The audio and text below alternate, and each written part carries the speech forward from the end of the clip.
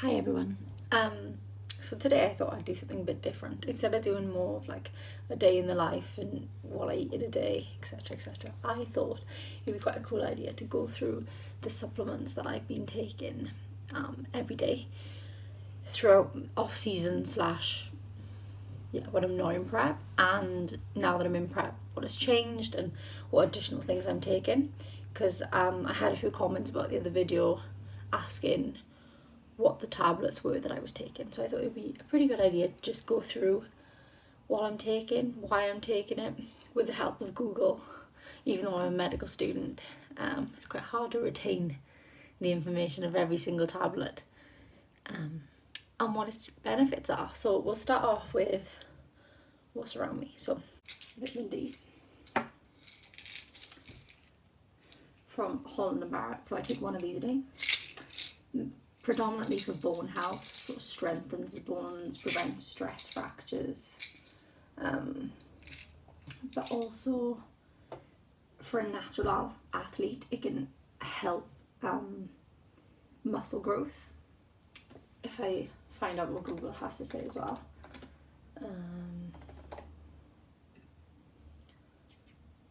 So after this is according to a study, so after 6 weeks of supplementation with 4,000 units a day, which is one tablet, it showed improved muscle recovery in the days after a tough workout. So why not? If it causes any benefit to building muscle, then it's definitely worth it. So I take one of these a day. So that's my vitamin D. So if we go through all of the vitamins, so I also take vitamin C. So I take the chewable ones, the orange ones specifically, over the, where's the other one? Over the tablets, mainly because it tastes a lot nicer. There may be calories in it. It doesn't say. I think there's some sweetness in that. But what I tend to do is sort of throw the tablets in, wash them down, and then have this one to suck on. As like a nice way to end the process. So this is my vitamin C. So vitamin C, we got a nice summary. So vitamin C helps protect the immune system and helps bodybuilders to recover from intense training. Now I know specifically that vitamin C, a lot of bodybuilders will increase the amount they take, especially in peak week. So and it can help like water loading and water manipulation. It can act as a diuretic, which can help bodybuilders sort of lose water weight and help the muscles pop a little bit more. So it's definitely a tool that is well known and well used in bodybuilding.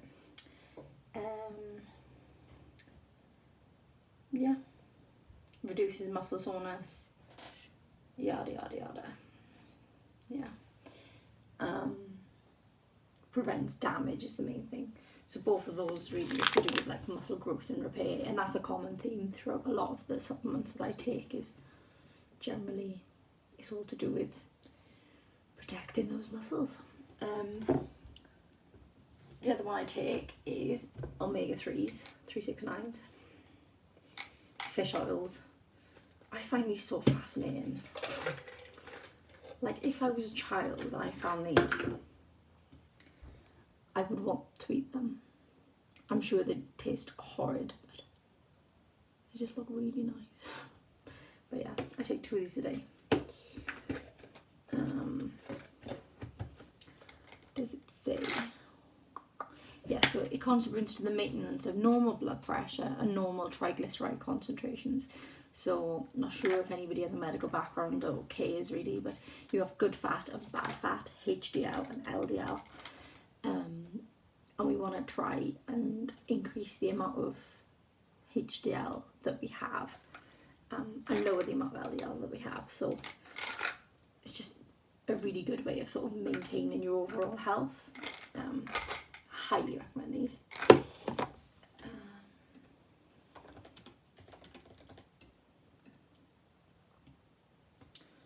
And then if we move on swiftly to multivitamin, take one of these a day. it has loads of things in there.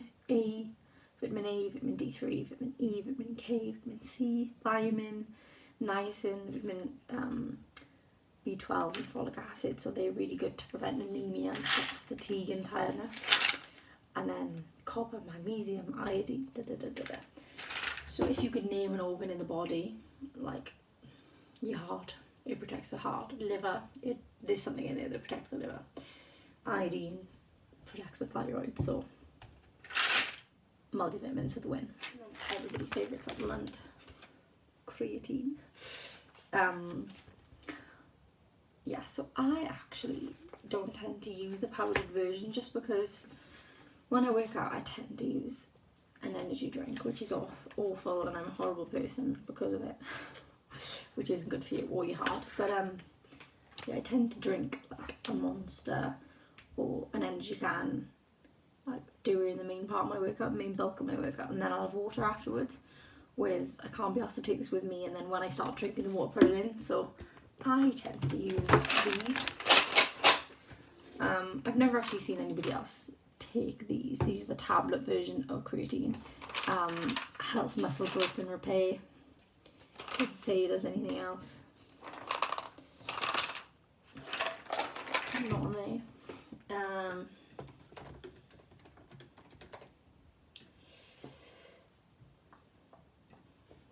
It improves strength, increases lean muscle mass, and helps the muscles recover more quickly during exercise. So I know a lot of people see massive improvements when they start taking creatine. I've definitely noticed a difference in how quickly I recover from exercise. So especially because I do legs 3 times a week very intensely, recovery is so essential because, you know, I load my legs so much on my leg days that I need the recovery to be on point so that I can give it my all in the next session. So highly recommend creatine. And if you don't like taking the powder version, take the tablets. And if you don't like taking tablets, take the powder version. So that's creatine. And then I also take glutamine. So I tend to have this, actually put this in my water myself. So I love this flavour. This mixed berry. It's very nice. Almost like a grape flavour. So benefits of glutamine. So this is according to a study, and this could be complete bollocks, but it sounds good. So glutamine supplementation for 6 weeks improves strength by 6%, mind blowing, and causes muscle growth by 2%. That's actually mental if that's true.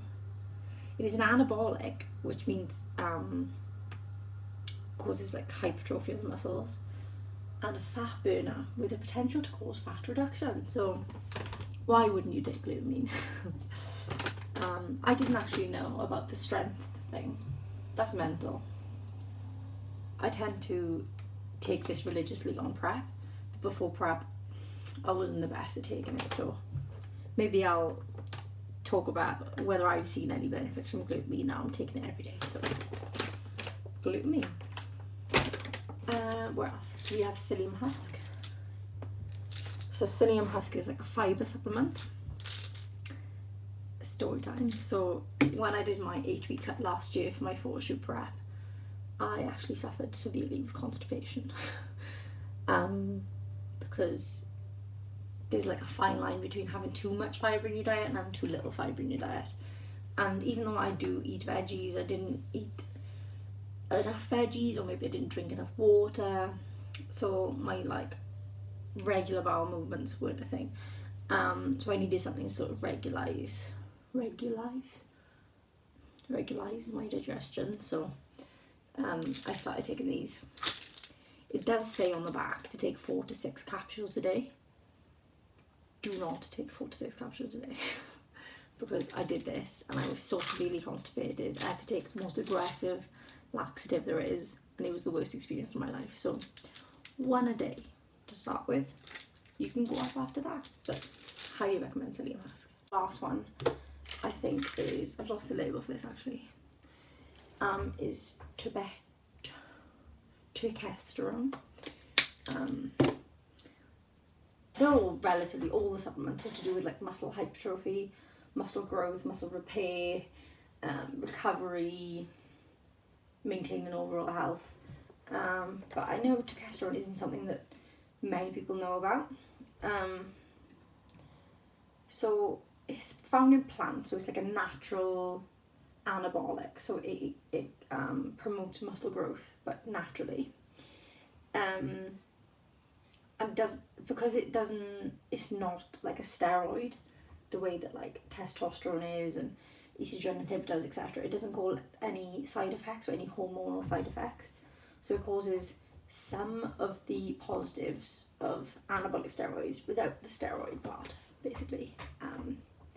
So just a natural product that increases muscle growth. So it has very minimal side effects. So it's something that you could look into. So testosterone can also enhance performance, build muscle mass and promote healthy muscle growth, reduce fatigue and increase endurance, making it an effective supplement for natural bodybuilding athletes. So yeah, I suppose I'd never ask or tell anybody or promote any product that I thought was negatively impactful or caused any side effects that I noticed. So all these things that I take are okay for me to take. They might not be okay for you to take. So take one thing at a time and note down any side effects so you can change the way you're taking them. So in total, I think I take 1, 2, 3, 4, 5, 6, 7, 8, 9, 10, 11, 12, 13, 14 tablets a day plus glutamine. So 15 things a day. No, not 15 things. 14 tablets plus one thing a day. And in total 1, 2, 3, 4, 5, 6, 7, 8, 9. About 10 different things. All natural, all helping muscle growth and recovery. So I recorded a upper body session yesterday because me and my partner actually travelled in the snow to go to the gym, which was fun.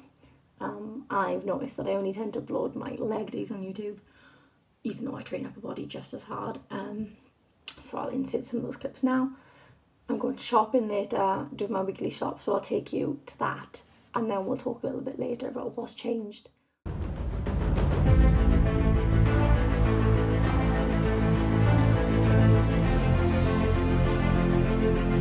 So this is my first upper body session.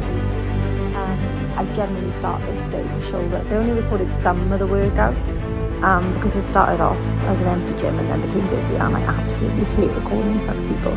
So I videoed here my Arnold press, and you can see this is I think this may be my second or third set. I do 12.5 each side. I do this as my last shoulder exercise. My main shoulder exercise being dumbbell shoulder press. But the main thing is on this exercise is to just take your time and try your best to go to absolute failure, even without a spot. It doesn't matter if you fail, and failing just means that you're more focused on getting that extra rep next time.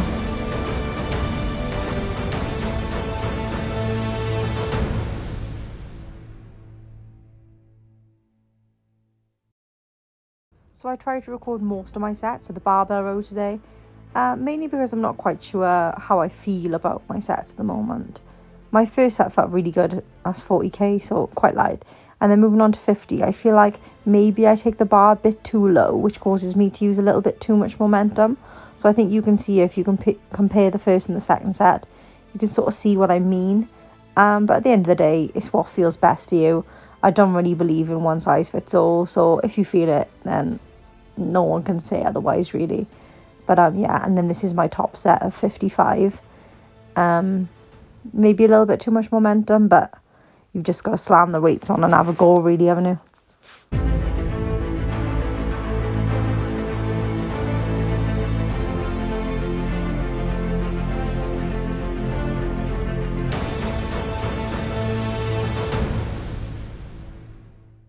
Absolutely adore this machine. So this is the lat pull machine in my gym. I have no idea what brand this machine is, but my god, you can feel it in your lats way more than the normal lat pull down. Yeah, I'm just trying to control the movement all the way down, all the way up, and just make the most out of each and every set. It can go quite heavy, so I'm lifting just above my body weight, 80k on this machine, I think, top set. So yeah, just controlling all the way down, having a good old squeeze, and then controlling all the way back up. I was quite impressed by how big my legs looked here as well, to be fair to me.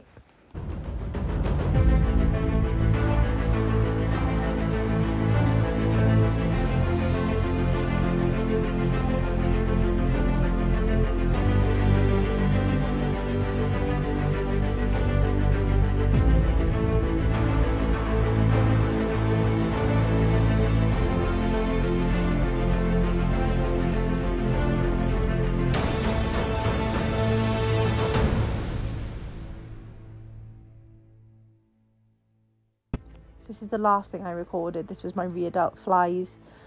This is my back offset at the end of the session, so I'm really just trying to squeeze that rear delt as much as I possibly can. If you're struggling to feel it, sometimes it's good to, you know, actually feel your rear delt yourself to know which part of the muscle you're trying to work. So yeah, I'm trying to go to absolute failure, but yeah, it wasn't too bad for an upper body session, to be fair.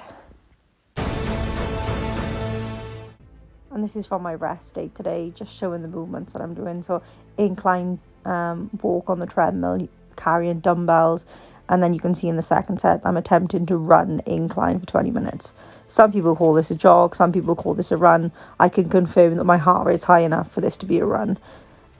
Would not recommend unless you absolutely have to, but if coach tells me to, then this is the state on what I look like.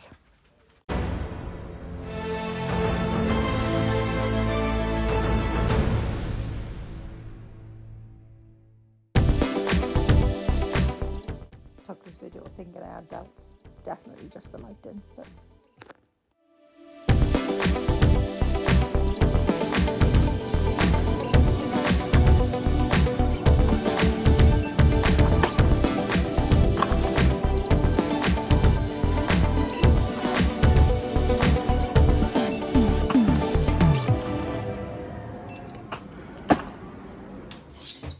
so it's a little bit later on now, and I thought it'd be a nice idea to talk about my last check-in, what's changed, and how I'm feeling really. So I have my third check-in of prep on Monday, so I check in with my coach once a week, but I talk to her throughout the week as well to see if there's anything I'm feeling or anything that I feel like needs to change. I can discuss with her during the week as well. So I weighed in last week at 151.2, I think, and this week I weighed in at 150, so nearly another kilo gone. So that was good. I thought definitely now, I was doing minimal cardio, so I thought, oh, here comes the 40-minute Stairmaster like twice a week. I was surprised that wasn't the case. She actually took my food off me, so I no longer have 15 grams of dark chocolate with my breakfast in the morning. Cry. And 150 grams of rice at lunchtime has now gone to 100 grams of rice. So I've lost all my dark chocolate and a little bit of rice. So it could be worse. It is what it is.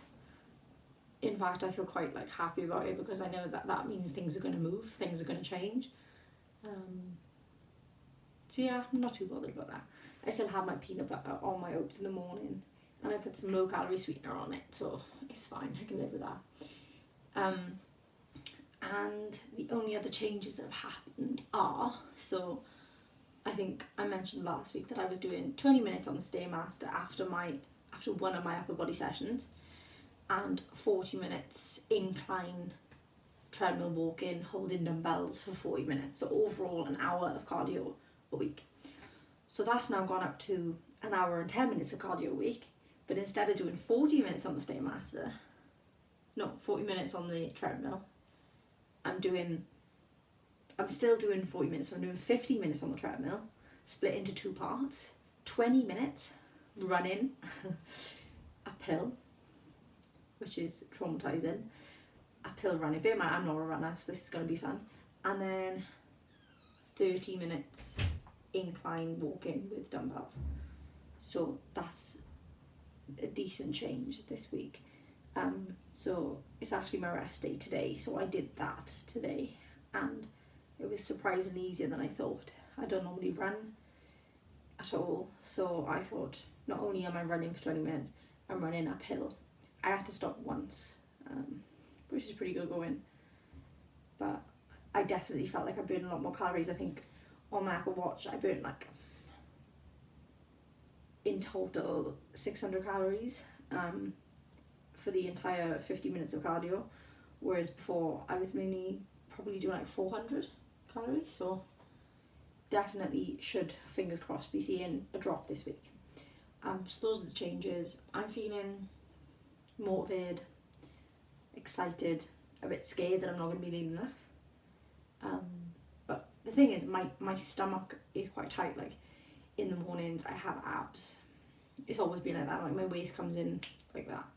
It's my upper body is the issue. Like I've never had lean cap delts, so like you can only see a bicep when I tense really hard. Like it's been my main problem throughout my entire life. So I'll be interested to see when this comes in.